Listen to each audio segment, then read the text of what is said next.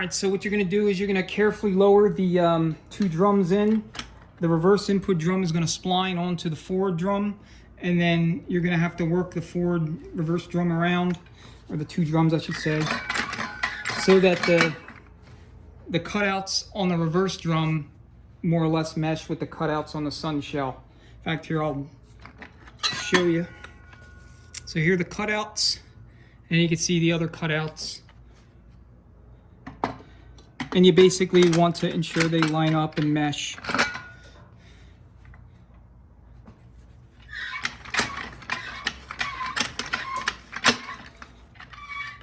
Alright, so it's fully seated, and you'll know that because it'll be about 1/4 of an inch below the gasket surface here. Next thing we're going to do is install the 2/4 band. So you want to take your band, you want the little band anchor location here on the right side, and then you want the retaining tabs on the left side. And it's going to go right in here like this, in this location. And you just kind of beat the drum out of the way until the band fully seats.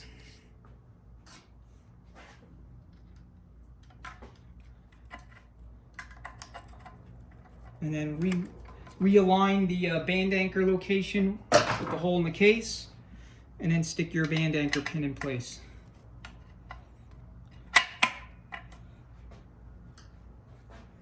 Sometimes it will fight you, like it just did there. Of course, it does that when I'm filming.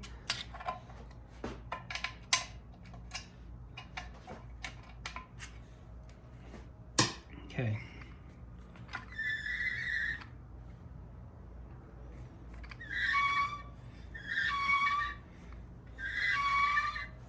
All right, so we got decent band clearance.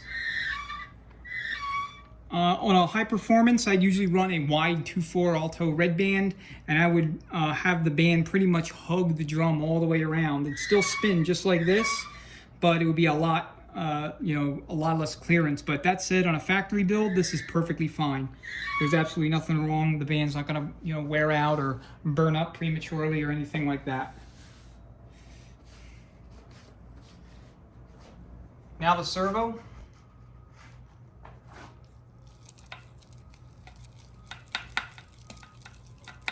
Put a ton of assembly lube in the bore. Make sure it is nice and saturated.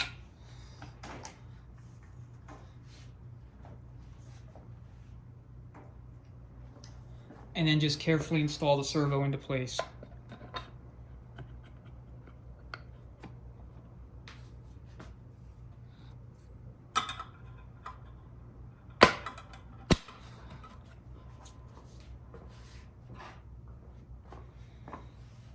And then what you'll need to do is you'll need to press it in fully.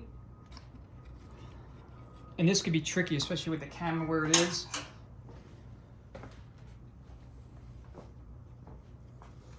So let me reposition.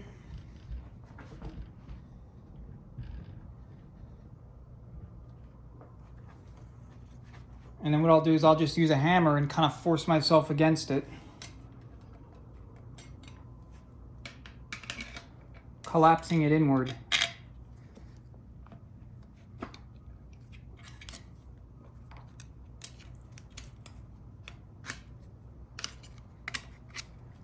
And then use like a screwdriver to seat the snap ring.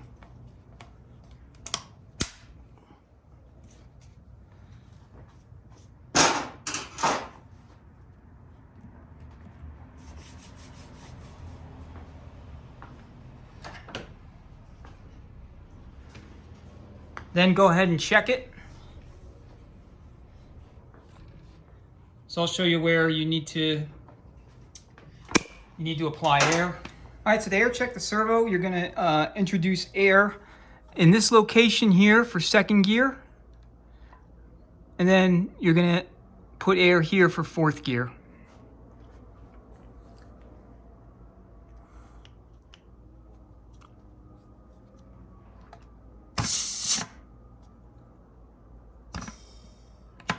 And that's what you want to hear. Good strong apply. Now fourth.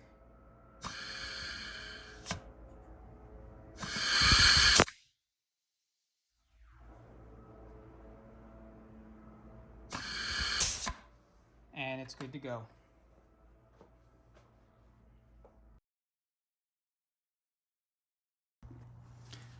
Okay, now we're ready to put the pump back in the case. But before we do that, I want to preview in play. In other words, get a sense for whether or not I'm going to have to swap out that selective spacer on the input drum. So what I like to do is I'll lay the gasket in flat, no assembly lube or anything like that. And then I'll take an old 700R4 stator half, and I'll kind of slide that right on in.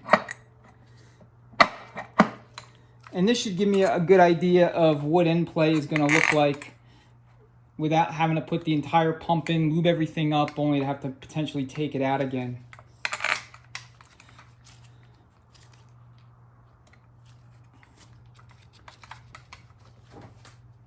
So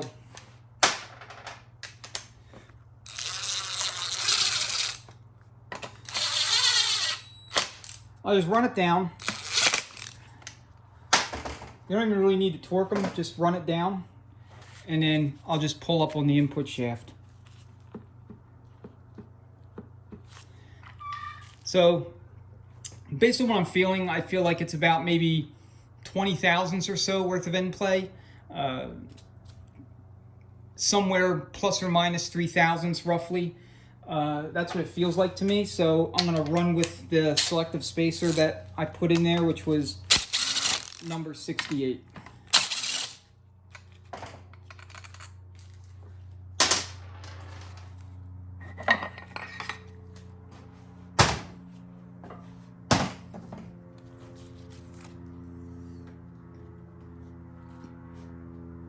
All right, first thing I want to do before I do anything else is put the wedge seal in.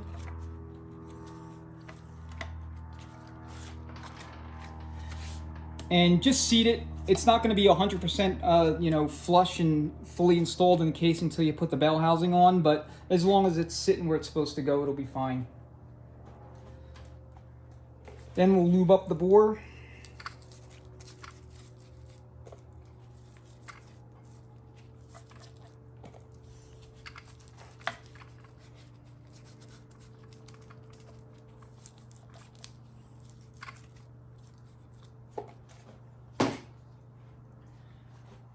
And install the gasket for the final time.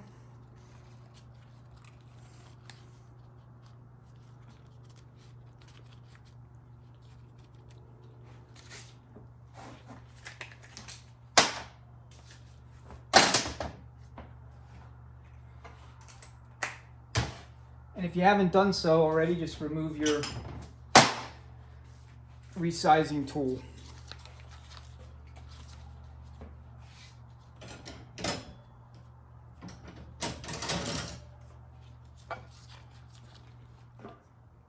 And just take the pump, carefully slide it right on in.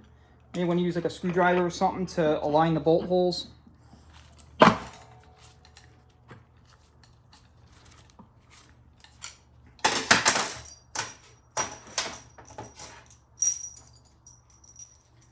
And then grab your pump to case bolts. Make sure you've installed the O-ring. So they all get new O-rings.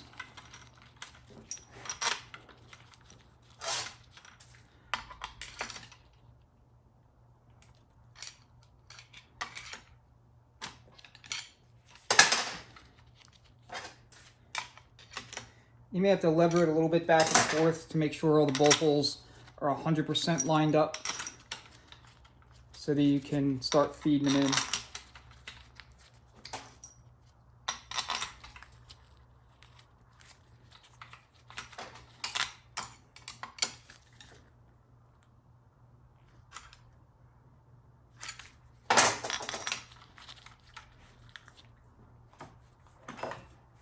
And then use like something like a brass punch to tap it all around so that it fully seats.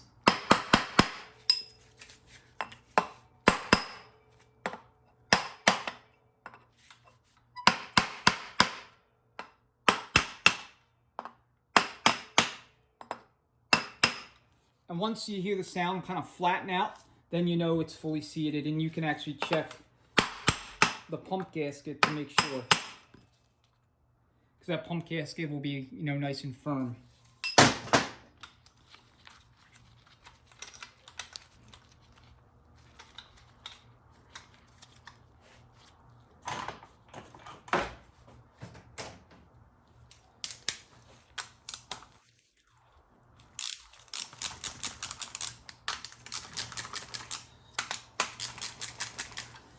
Get the bolts started in, make sure they're fully threaded.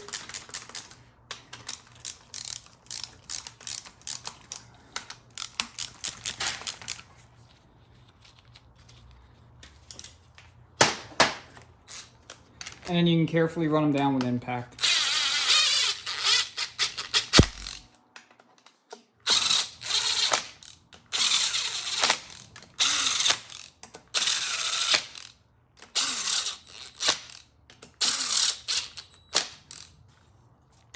Again, you don't want to be too overzealous with the impact. The last thing you want to do is strip threads out.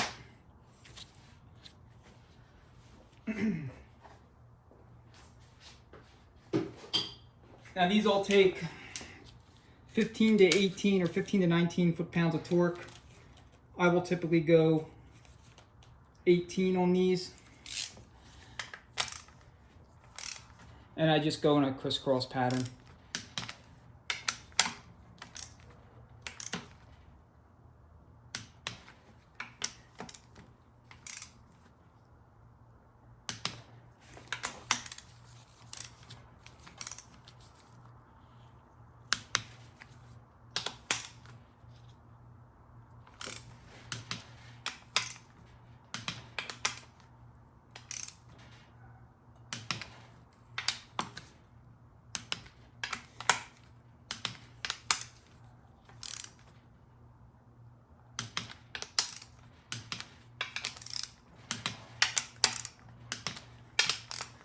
You just want to go around a couple times to check them.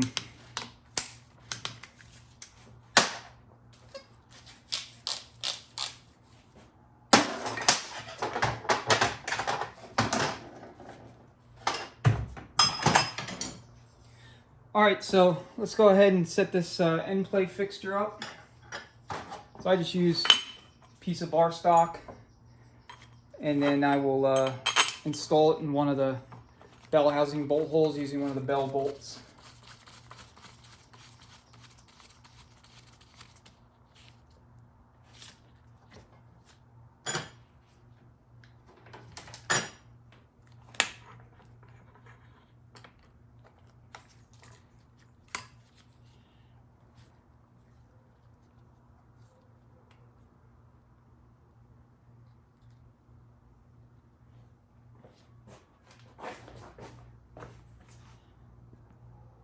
So here's the dial indicator. Let's move the camera up just a little bit. All right, let's see what kind of end play we have.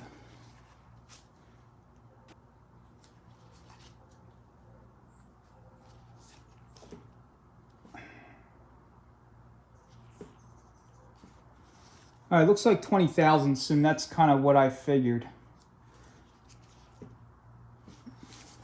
So I like to manage to between 15 and 25 thousandths. GM calls for 15 to 35 thousandths, but I like to run a tighter, a tighter overall case. So I prefer keeping the, keeping the tolerances to ideally no less than 15, but no more than 25 thou.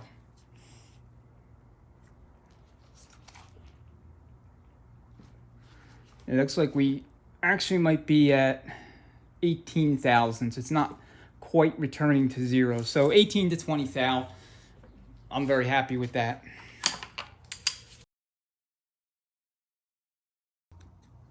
All right, so as I'm sure as you noticed by now, I don't soak my frictions. I pretty much never soak them. I do soak the bands, but I do not soak the clutches themselves. And the reason for that is so that I can spin the input and the output shafts, and I want them to spin freely so that if there's any problems with the way I put together the trans in the case somewhere, something hanging up or you know, binding or whatever the case may be, I can feel that through those shafts. If I had soaked the frictions and, you know, they were all impregnated with fluid, the shafts would be a lot harder to turn, and I would never be able to tell if there's something wrong inside the case unless there was something really, really, really wrong. And I would have noticed that by now. So spinning the input shaft, I mean, it spins nice, excuse me, nice and freely. And that's what you want. You know, spinning in both directions. You could feel the rotating assemblies inside moving. They're unencumbered, and more or less everything is together as it should be. So same with the output shaft. Nice and smooth. Here I'm turning it in the direction of engine rotation, clockwise. So, I mean, it almost spins by itself.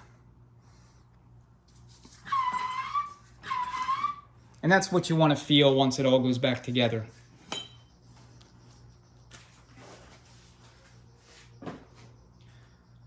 All right, so I'm going to start off with the shift linkage. So let me raise up the camera here a little bit.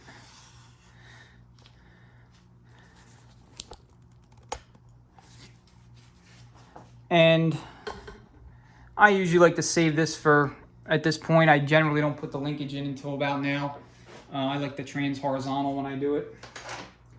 I already put the selector shaft seal in place. It would be impossible to see what I'm doing, so I figured, you know, no point in filming it. But when you install these, I use either a 15mm socket or, you know, an appropriate size bushing driver. But whatever you use, make sure that you use a rather heavier hammer, not a light hammer, because you want to smack it only a few times real authoritatively to get it in there. You want to make sure that it's centered and it's, you know, as straight as can be. And then, you know, 2 or 3 smacks. Otherwise, it'll bend and, you know, go in cockeyed, and then it's no good. You'll probably break it at that point. And I've broken more than my fair share of them. So when you install them, you know, you got to be firm when it comes to putting the hammer down. All right, so install your selector shaft part way, and then put together your rooster comb with your parking pole lever, and it goes like this. So you have a little tab here, and it's, you know, just swings freely.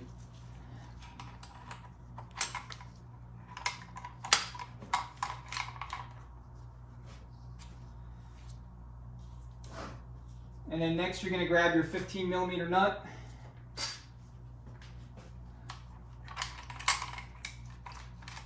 Thread it on.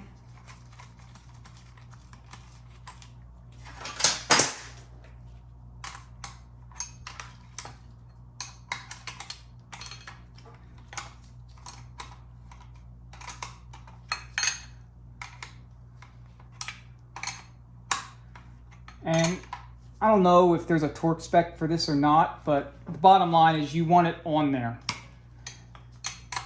So be firm with it. Make sure it's good and tight so it doesn't come off. Next, your spacer.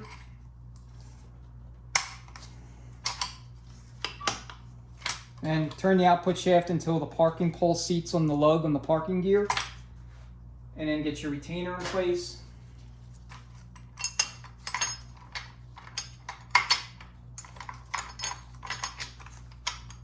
And this takes 2 13mm bolts.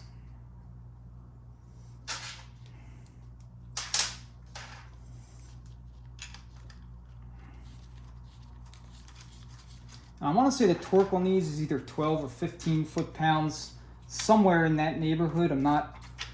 I admit I'm not 100% sure, but as long as they're, you know, maybe like quarter past snug, if you will, with a ratchet and a socket, then they'll be fine. They'll never come out or never come loose.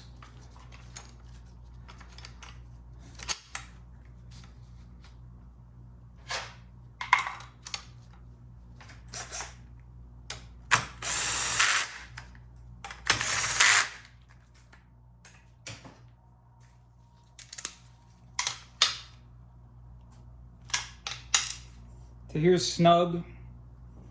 And it's about a quarter of a turn, maybe an eighth of a turn.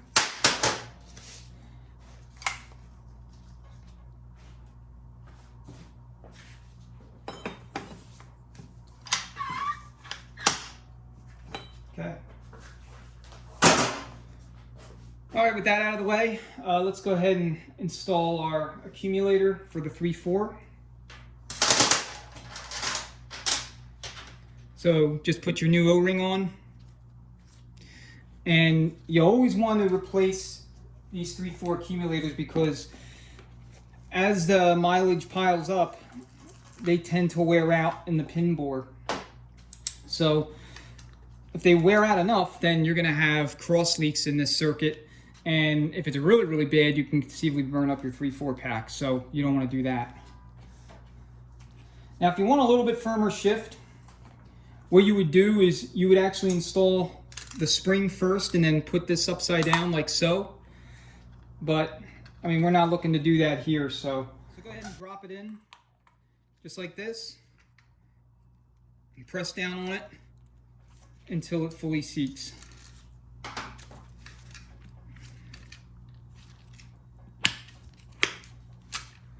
All right, it's done. Don't forget your 3/4 accumulator check ball. This is the only non-captured check ball in the case. This transmission takes 8 total check balls. There's 7 in the valve body and this one here. Next, we'll do the wiring harness, so lube up the bore, as well as the O-ring on the main case connector.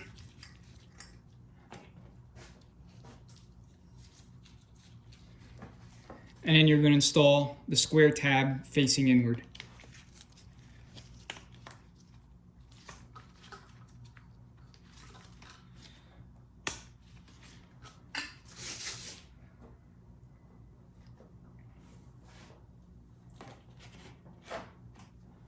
So now I'm going to go ahead and lube the worm tracks here and install my my separator plate, the case gasket.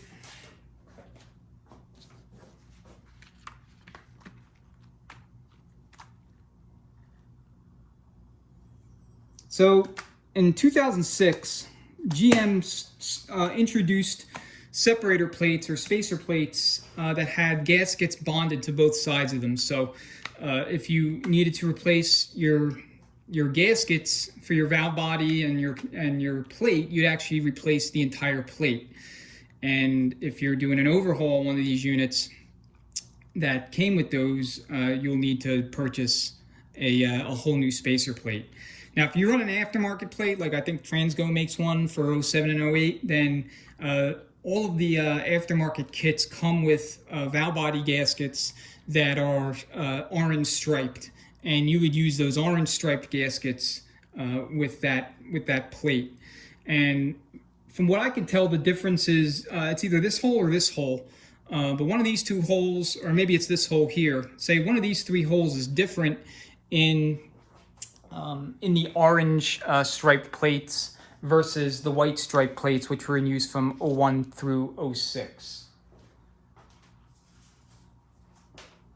So anyway, what we're going to do now is grab a test plate and we're going to air check the entire case. Now, a good amount of transmissions are designed so that you can do complete air checks of the case without the need for a test plate. Most of your Ford stuff, your Dodge,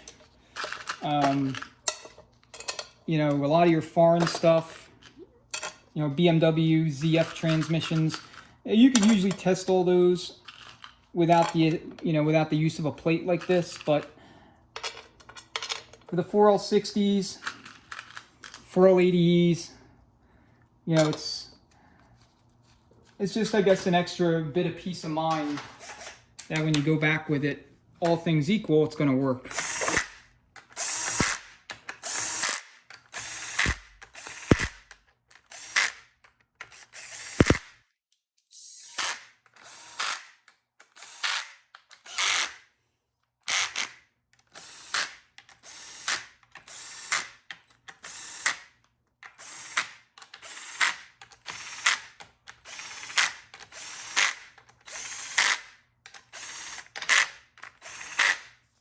Okay, I'm not worried about that one bolt. All right, so the first thing we'll do is test forward drum.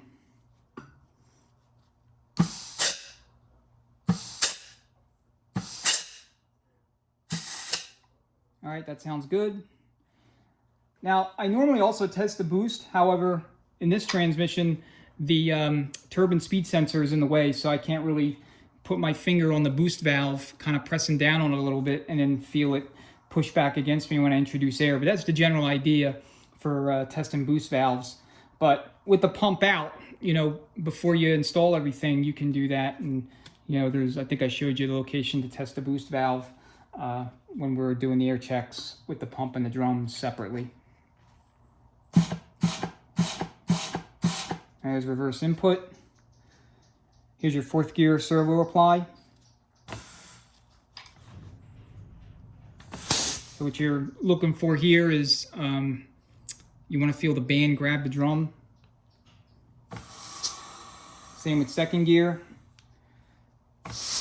You got your apply and then you got your release. 3/4 accumulator. Again, same deal, apply and release. And lastly, low reverse.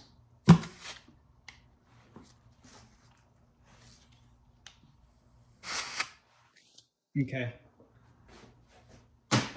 So on that basis, I'm satisfied that when this thing goes back in the truck, it's going to work. All other things equal. Okay, so let's finish up the unit. So we got our 3/4 check ball in place. We got our 3/4 accumulator. Wiring harness has been installed, at least partially. So we'll go ahead and drop in the plate itself. One thing I want to point out real quick before I put it down is, you see you got the 2-3 feed hole here, and you got the 2nd gear exhaust here. So on all my 4L60Es, I like to drill out the 2-3 feed hole to 93 thousandths, and I like to drill out the 2nd gear exhaust to 110 thousandths. And I do this whether or not I'm installing a shift kit or if it's factory or whatever the case may be. Reason being is that 2-3 shifts in these transmissions is notoriously soft. And it's slow, especially under heavy acceleration. Like if you're trying to pass somebody or get on the freeway, it seems like it takes forever to shift. So this will give a little bit more apply oil into that circuit faster, and this will exhaust more oil faster so that you speed up the timing of that 2-3 shift, making it a little bit crisper, especially under heavy acceleration. So that's why I like to do it. Also, I think it'll prolong the life of the clutch pack a little bit more versus the original hole size, which I don't know, I think it was like 70 thousandths or something like that.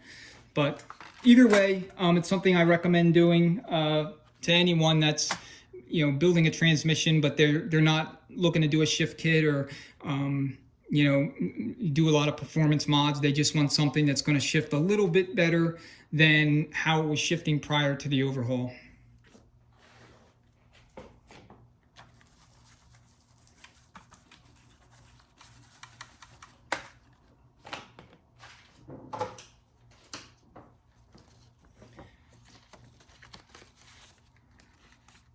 All right, so here's your valve body gaskets. Now you can tell the difference, and I should have pointed out with the case gasket, but you can see here it has CA, that stands for case. So that goes between the spacer plate and the worm tracks on the case. And then VB, that's valve body, so that's telling you it belongs between the spacer plate and the valve body.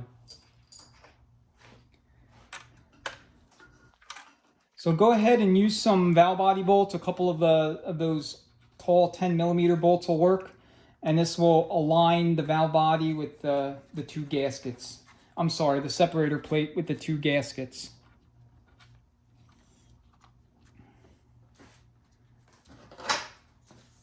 Then go ahead and put your 1-2 accumulator plate into place. And again, same kind of deal. You want to be able to align your gaskets. So at first it helps if you put the gasket in place before you try to align it, but Here is the 1-2 accumulator gasket, and then it takes these two medium length 10mm bolts right here, so just use those to align it for now. And then you're going to go back with the Torx 27 here, and then the 3 8mm bolts here.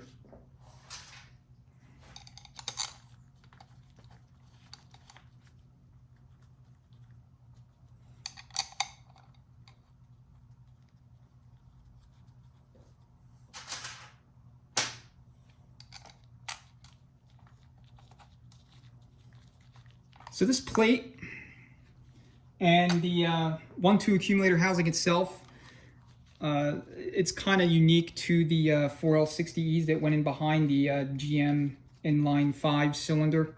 I think it's a 4.2 liter engine. And you're not going to find this on the standard 4L60Es that went in behind the V8s. This is organic to this transmission for that engine. And same with the 1-2 accumulator housing. It's specific to this particular variant of 4L60E. So here is the housing itself, and what I'm referring to is this wide flange right here. Most of them, or all of them, other than this one, do not have that. All right, so your two springs. And then just install a new O-ring, lube it up.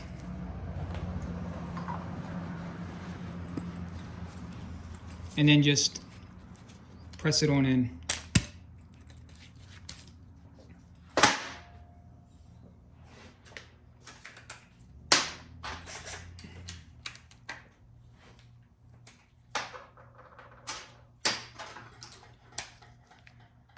All right. Torx 27.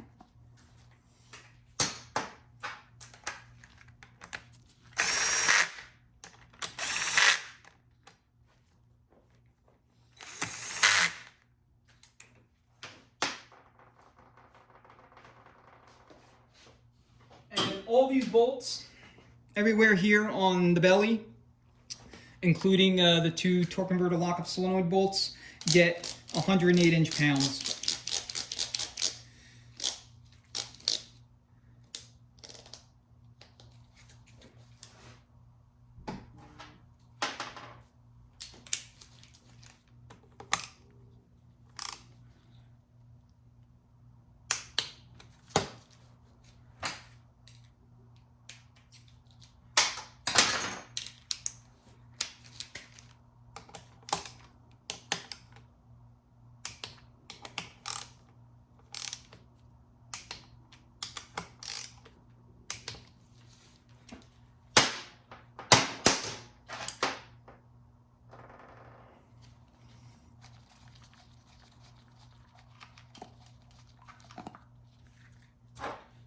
All right, just place your accumulator over top. Again, the two intermediate bolts here, and then a tall 10 millimeter bolt goes right here.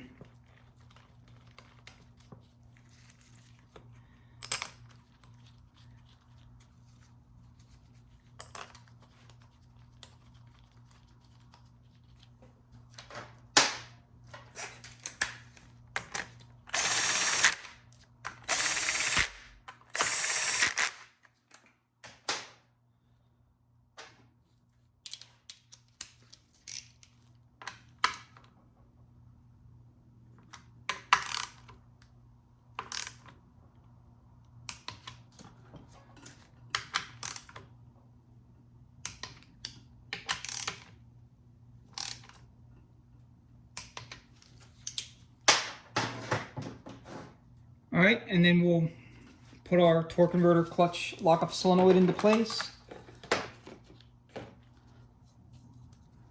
Lube it up. And then press it in.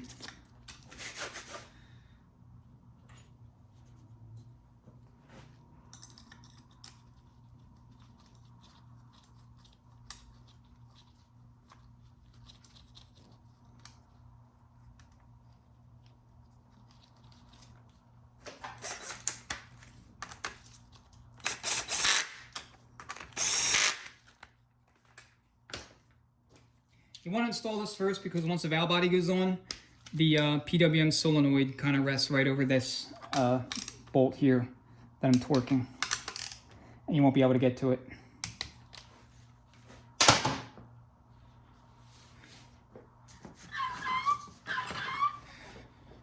All right, now it's time for the valve body. Okay, so to prep the valve body, you want to install your 7 check balls, and here's the locations. 1, 2, 3, 4, 5, 6, 7. I use the green assembly lube. It's thicker, it'll hold these check balls in place when we flip it over, but you can use the blue or whatever other lube you want, just to make sure that they don't fall out into the case. Otherwise you'll have, you know, a lot of work on your hands. So the first thing you're going to do is kind of flip the manual valve so that this side here faces the linkage arm. And then you're going to hook it in. And then from there, all you're going to do is just seat it onto the case. Come underneath the wiring harness. And then let it just drop onto the case.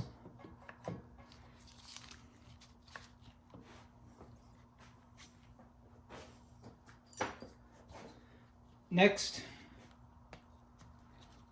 put your pressure switch manifold into position, and you can start threading in some bolts.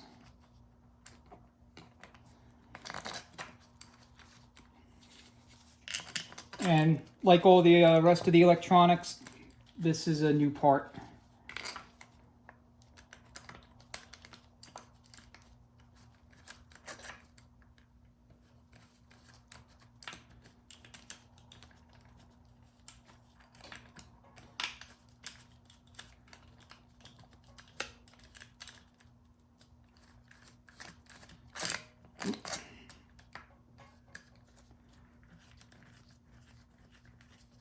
All right, once you got those started, you could start putting in the rest of the bolts. So I'm going to start with these 3 tall 8mm bolts. They must go back into these 3 locations right here. They cannot be put anywhere else. If you put them, say, here or here, you may lock up the sun shell because they're long enough to protrude into the case and through the cutouts in that shell, so that when you start the vehicle up, the the end of the bolt's going to lock onto the shell, and you're not going to have reverse, second, or fourth gear.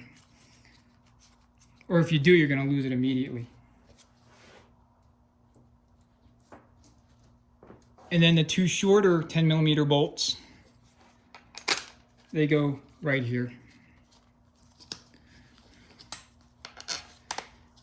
Now, older model 4L60Es had a dipstick stop right here. However, starting in, I want to say 04, they changed the shape of the pan, and the pan basically becomes your dipstick stop, and they eliminated the separate piece from the 4L60E at that point.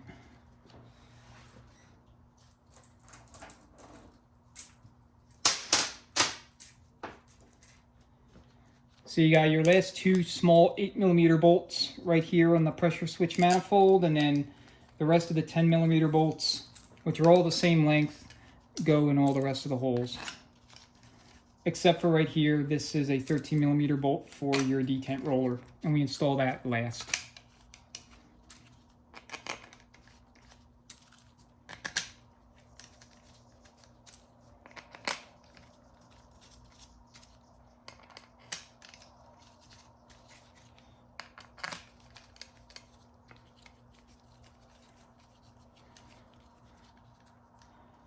So you could run valve body bolts down with an impact, even transmissions that are sensitive like Fords, but you just want to make sure that you're using an inch-pound impact and you're on like a medium setting.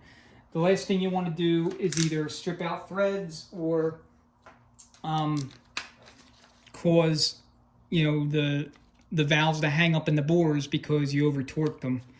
Not really a problem with this transmission or the 4L80s or, you know, GM transmissions in general.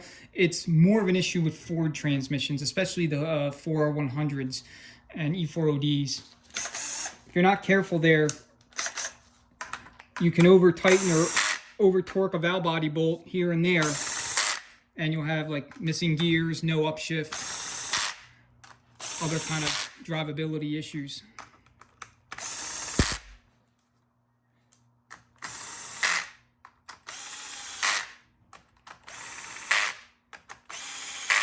The other thing I'll mention is that there's no particular torque sequence, as far as I know, with these valve bodies.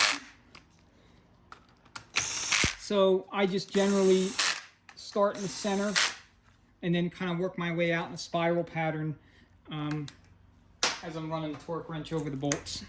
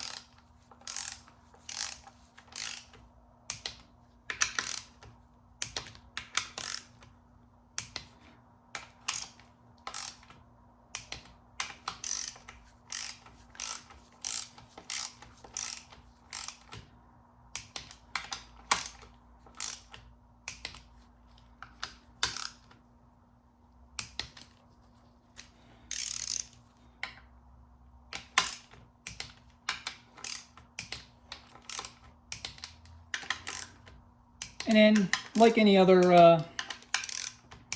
part that goes over a paper gasket, you just want to double check, make sure that the gasket's fully compressed, or that you didn't miss one like I did right there.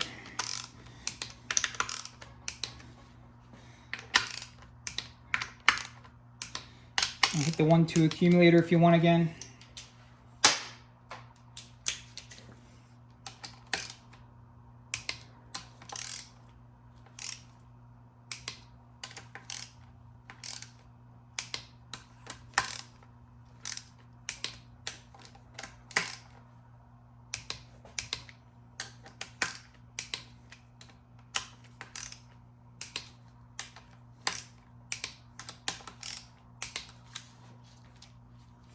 Okay. Next thing we'll do is install the detent roller onto the rooster comb. That's a 13mm bolt. Just hold the detent roller down.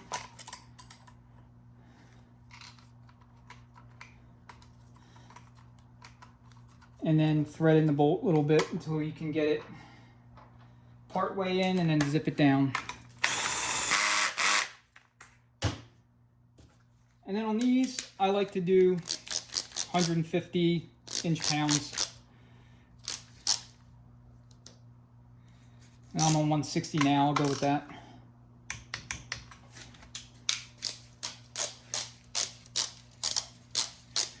And then back it down to 100 inch-pounds, because that's what you're going to torque the hand bolts to when the time comes. Okay, let's connect our wiring harness.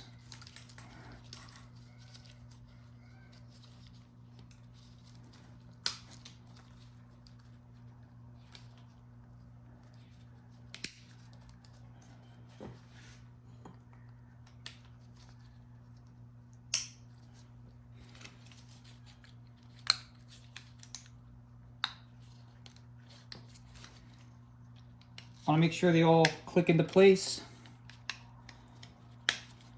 Otherwise, the transmission will start out in limp mode, and the driver will have reverse and third gear, and that's it.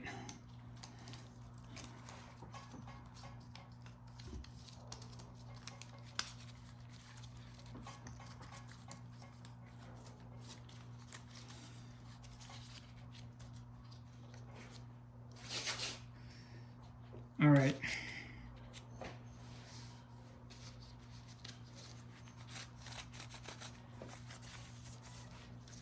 Next is the filter. I'm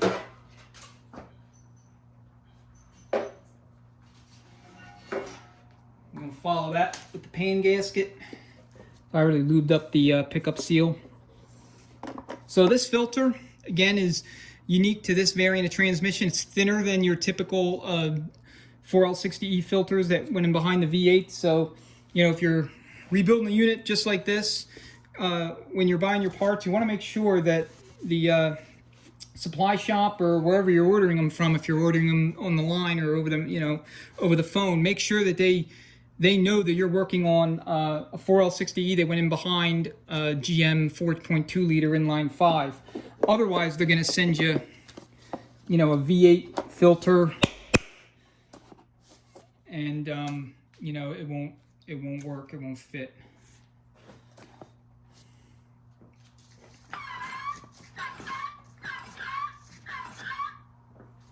You know, same with the input drum. If you need to order a new input drum or you need to purchase a new input drum, they need to know that you're working on this particular variant. Otherwise, they'll send you a typical 300mm stator style drum, and obviously that won't work either.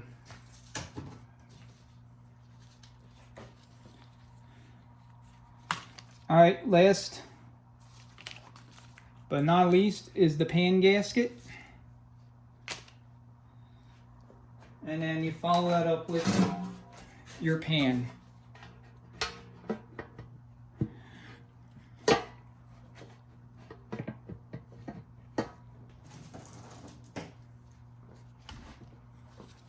Oh, sorry about that.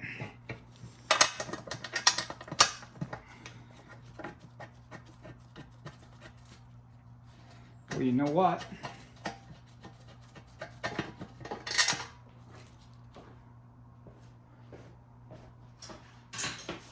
Forgot the magnet.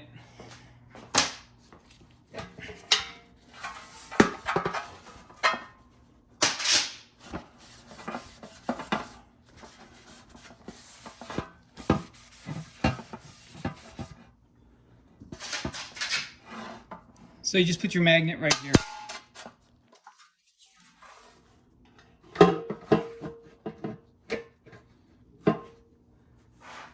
All right, 16, 13mm pan bolts, and they all get 100 inch-pounds of torque. I think the book calls for like 98 to 104, but an even 100 will get her done.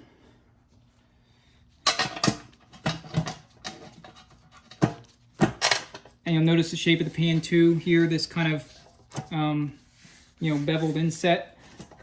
That's another uniqueness attributable to this variant.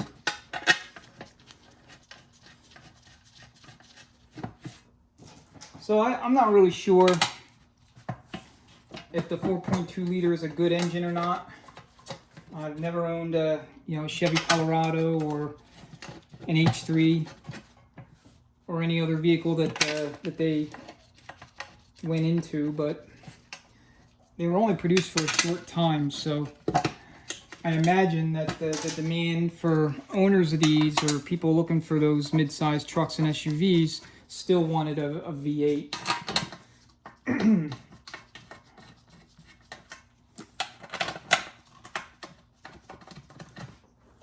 One thing about these pan bolts is that they are shorter than the older, you know, the pan bolts that went into the older 4L60Es and 700R4s. In 2005, they moved to that wedge seal for the pump, you know, pump to case, and eliminated the pump O-ring that was on the pump body. So as a result, they had to shorten the bolts. Otherwise, the longer bolts would have potentially interfered with that wedge seal and the pump itself. So if you need to replace pan bolts on an 05 and up unit, you need to make sure that you get the correct bolts, the ones that are shorter, so that you don't run into any issues. And that sound you heard was just the pan collapsing over a couple of the threads on the bolts.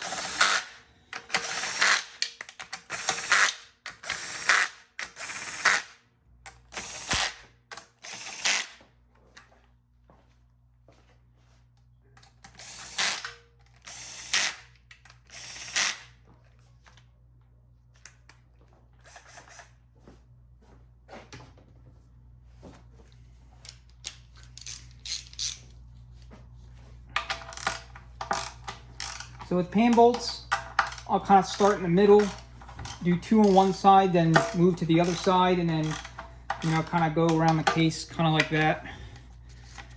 And again, as far as I know, this is not required. As long as they're all torqued to between 98 and 100 4-inch pounds, and the pan itself is not warped, or the pan rail or, you know, sealing surface is not damaged in any way, it will never leak.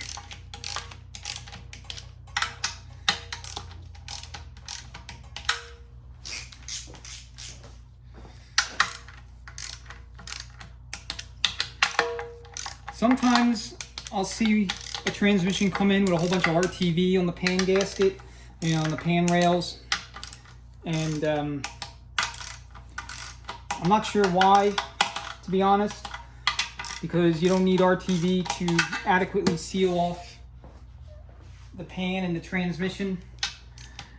If you're using RTV, or if somebody's using RTV, then they're either not torquing these bolts right. You know, presumably they're using it because they can't get the pan to seal, but if that's the case, they're not either torquing the bolts correctly, or the pan is warped, or there's something wrong with the, you know, the pan rails on the case. But you do not need to use RTV, and it's not desirable either, because as some of that RTV squeezes out on the inside, it may break off and then circulate throughout the transmission, getting into places like lube passages and you know, valves in the valve body or in the pump, and cause all kind of problems. So don't use RTV unless it's specifically called for. There's a few transmissions out there that they have you put RTV. I think most of them involve RTV on the back of the case and the extension housing. Excuse me. And it's like a very light coat. The FMX comes to mind. They have you use RTV on, you know, in 2 places. There's the case, the governor body, and then the extension housing. So you got to use RTV on both sides, on both gaskets. But of all the transmissions I've done, that's actually the only one where procedure specifically calls for you to put a whole bunch of RTV on the transmission. Well, anyway, that's the build. In summary, it went together pretty well. No major issues or anything like that. All the clearances are within spec. I think my forward was, I want to say 30 thousandths or so. 3/4s were right at 47 thousandths, which is perfect. The coast clutch or overrun, you don't really measure those. Reverse input was in the neighborhood of 60 thou. And again, low reverse is a clutch you do not measure. So we have good apply everywhere. The test plate told us that if, you know, transmission is filled with fluid and installed in a vehicle, assuming everything's working right with the control portion, everything in the case will do what it's supposed to. So I hope you enjoyed it and learned something from it, and hopefully it could help you with your project or your rebuild. Thanks so much for watching.